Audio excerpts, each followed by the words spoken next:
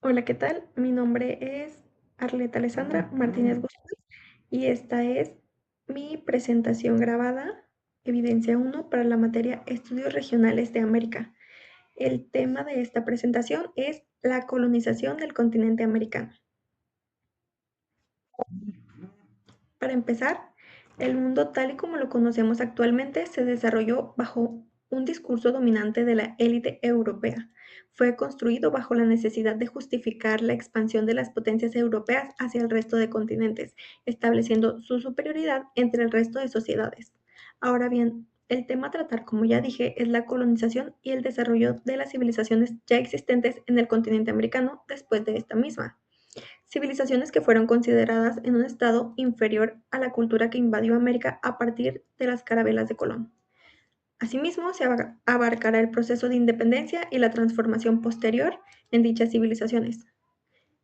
Cabe aclarar que la población del continente americano es un actor que ingresa bastante tardíamente en el proceso histórico.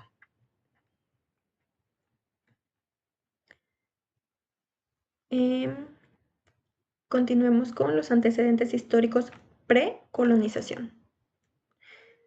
Mm, La fecha de ingreso de los primeros grupos humanos al continente americano se estima que fue hace 23.000 años, de acuerdo con algunos estudios arqueológicos y genéticos. Asimismo, algunas recientes investigaciones han identificado las ruinas de más de 60.000 casas, palacios, supercarreteras y otros asentamientos humanos que han estado ocultos durante siglos, en conjunto con canales de riego, embalses, fortificaciones y calzadas, revelando una asombrosa cantidad de modificación, el gran avance y la complejidad que tenían dichas civilizaciones. Las sociedades que se desarrollaron en América en modo alguno pudieran considerarse como pertenecientes a estadios culturales inferiores a las existentes en el resto de continentes. Y pues quiero leer una cita para recuperar la memoria de la humanidad en América. Es imprescindible valorar adecuadamente los aportes civilizatorios que millones de personas desarrollaron durante milenios en casi absoluta incomunicación en el resto del mundo habitado.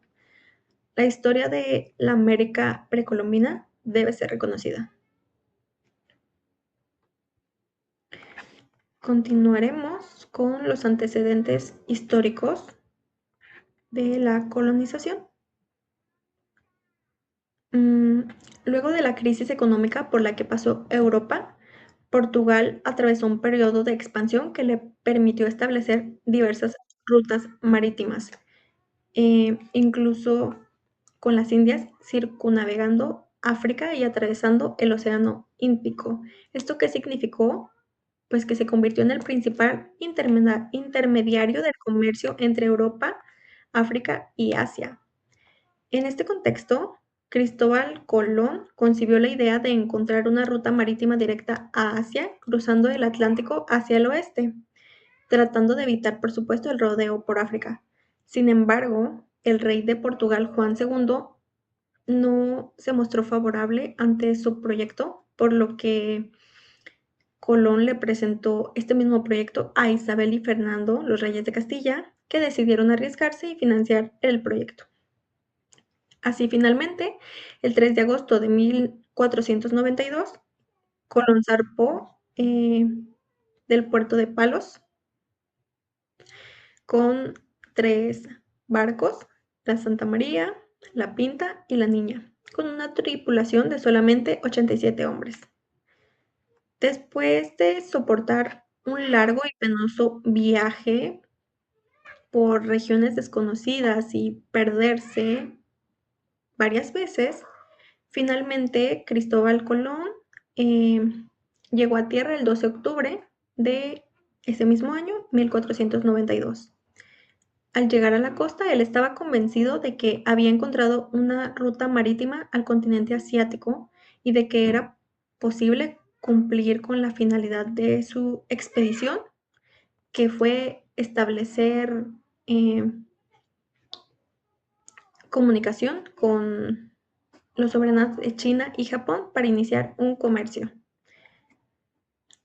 Mm, Sin embargo, pues lo que encontró no fue lo que esperaba, pues al bajar de los barcos se topó con habitantes de la isla a la que había llegado, que estaban casi desnudos, con el cuerpo pintado y llevaban armas muy primitivas. Colón pensó que aquellos habitantes, a los que él llamaría salvajes, no servirían de nada más que de esclavos. Aún así fundó ahí la primera colonia española llamada La Navidad. Y regresó posteriormente ante Isabel y Fernando en España para contarles de su descubrimiento de lo que él creería sería las nuevas tierras en las Indias. Y por supuesto les contó de los yacimientos de oro y que España podría sacar provecho al comercio con las Indias. Mm, En 1493, Colón regresó a las Indias con una expedición aún mayor de 17 barcos y 1.500 hombres aproximadamente. Sin embargo, se encontró con que los nativos de el, la colonia que él había dejado, la Navidad, habían matado a los españoles, pues estaban vengando los saqueos que los españoles estaban cometiendo. Eh, Entonces, pues el periodo en el que intentó establecer nuevamente una colonia en la Española, que así nombró al continente americano, pues fue infructuoso y luego de 3 años regresó Colón a España al no poder cumplir con lo que se le pedía. Seguiremos con los actos de colonización y conquista y pues cabe destacar que los desórdenes políticos en la Española se debieron a las diferencias entre los colonizadores y los habitantes indígenas. ¿Por qué fue? Pues por las diferencias culturales y sociales. Mientras los españoles buscaban riquezas y mano de obra sometida, los habitantes indígenas vivían en una economía de trueque y autoabastecimiento donde el oro tenía un valor meramente decorativo. Entonces, pues las ideas eh, no eran percibidas entre ellos mismos y por eso causaban conflicto. También la invasión europea significó la destrucción sistemática de las culturas originarias de América, el saqueo generalizado de las riquezas naturales y el sometimiento esclavista de la población indígena que logró sobrevivir al exterminio guerrista europeo y a las enfermedades por ellos transmitidas. En 1502 se designó el primer gobernador real de la Española, Nicolás de Obando. Y la exploración continuó años más tarde por todo el continente americano, no satisfechos con quedarse con el territorio que ya habían eh, establecido como la nueva colonia. Incursionaron en las islas próximas. Puerto Rico fue conquistado en 1508, Jamaica en 1509, Cuba en 1511 y Florida en 1513.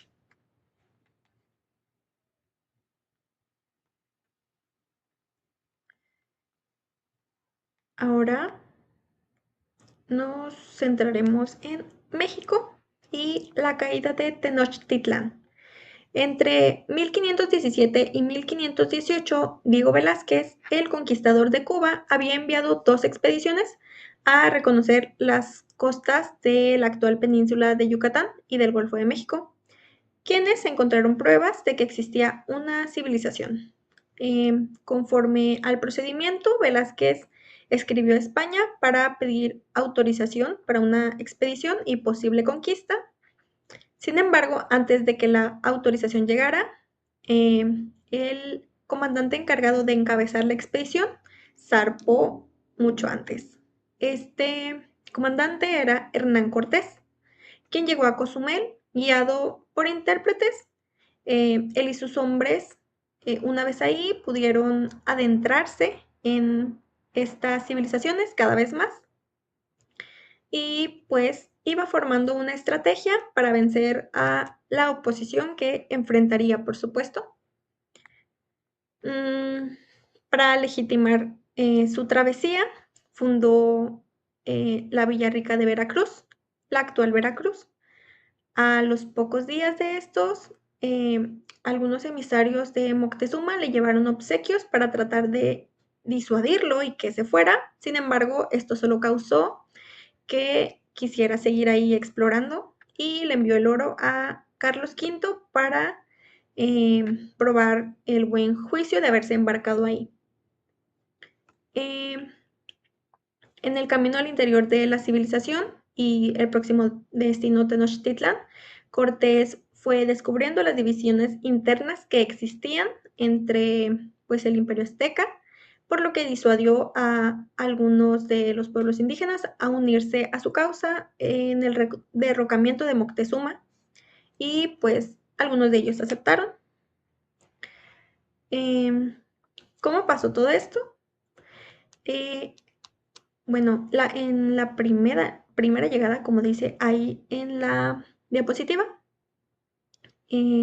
cuando Cortés llega a Tenochtitlan, Moctezuma lo recibió con hospitalidad y pese a las múltiples cortesías que tuvieron con él y sus hombres, seguía teniendo incertidumbre porque lo atacaron. Entonces, pues planeó un golpe de estado y apresó al emperador. Posteriormente, Cortés recibe un aviso y tiene que volver a la península de Veracruz, en donde habían llegado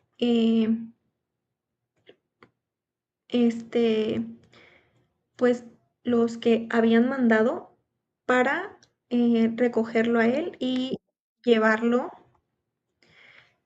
de regreso.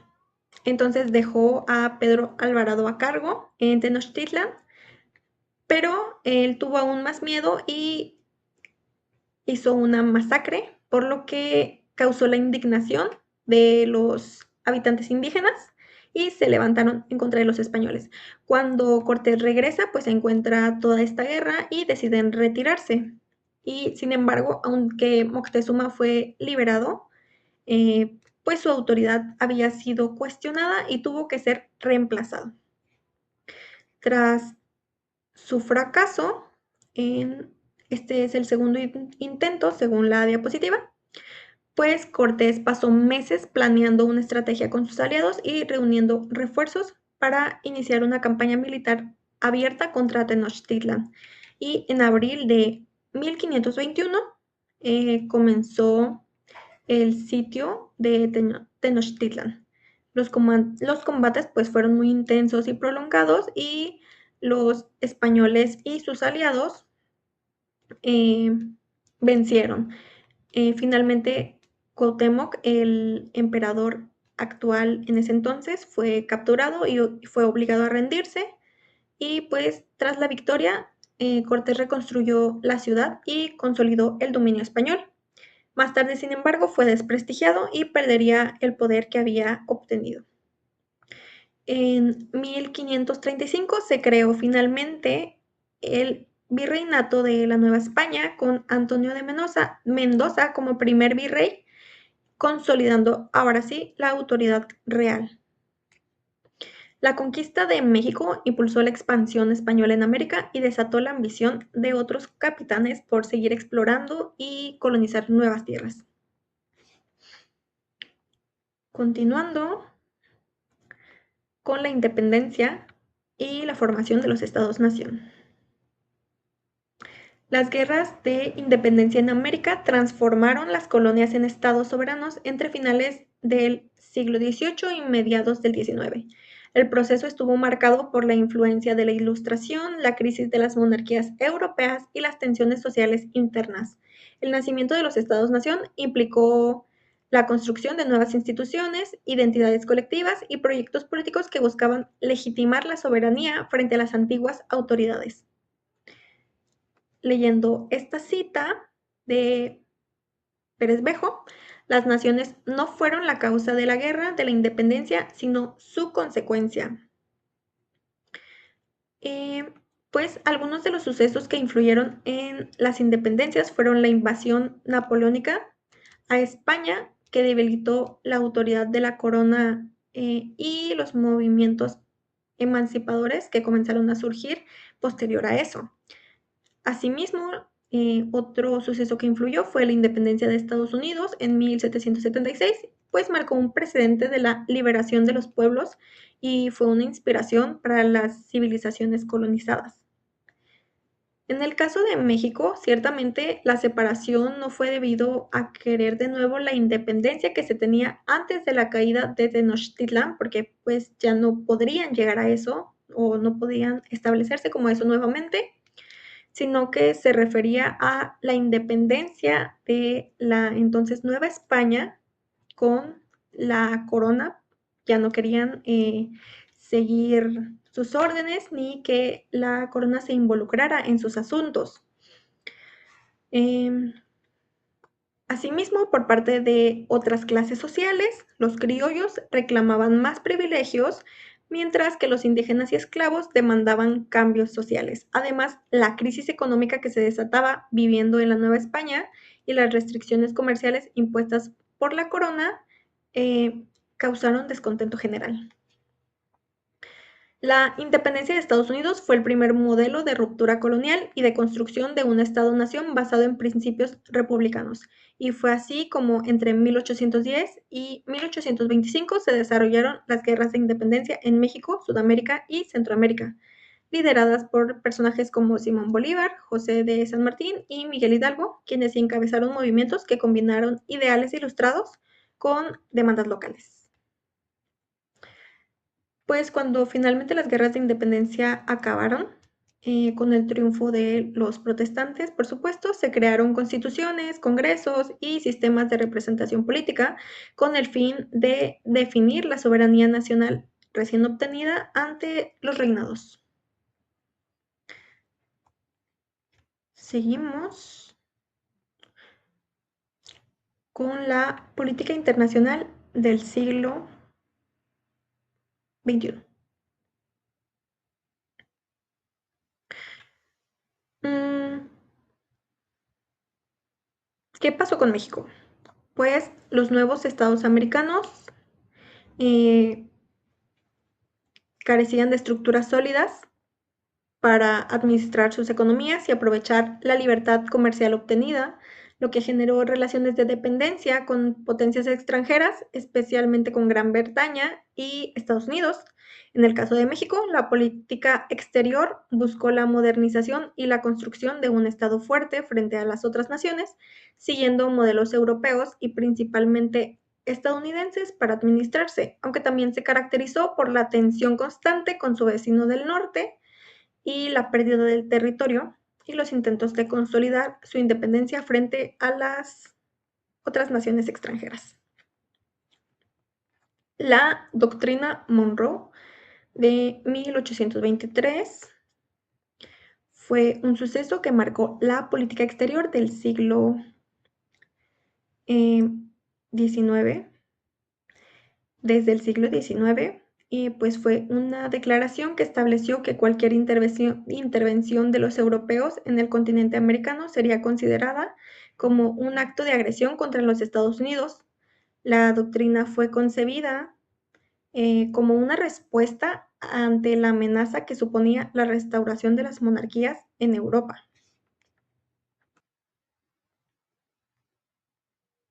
Para concluir, el análisis de los periodos pre y post-colonización son realmente importantes para entender el significado que lleva detrás la actual política de los países que fueron sometidos y segregados.